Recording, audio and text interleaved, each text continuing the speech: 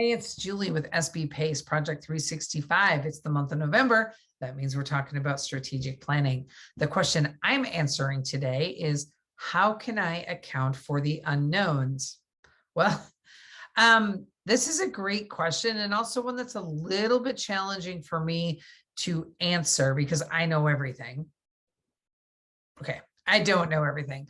How do I account for unknowns in my plans when I'm doing any type of planning? With risk, right? If I don't know how something is going to work, or if I don't have a key piece of information, I'm going to write up a risk for it. I'm going to acknowledge that it exists and look at what the likelihood of that risk derailing, impacting my plan is, right? So ideally, we encounter this every day, right? We don't know we don't know the unknown. We don't know everything in life, and so we kind of do risk assessment just very naturally for most things, right? You get in your car and drive, you don't know if you're going to arrive safely, and I know that's morbid, but that's the reality, right? So you account for risk. You wear your seatbelt.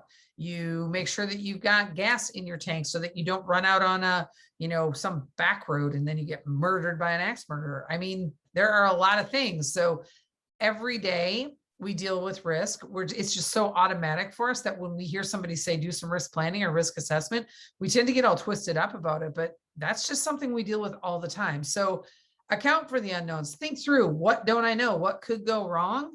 And just write it down. Maybe you don't even have to have a plan for it. Sometimes just acknowledging, I know this might happen.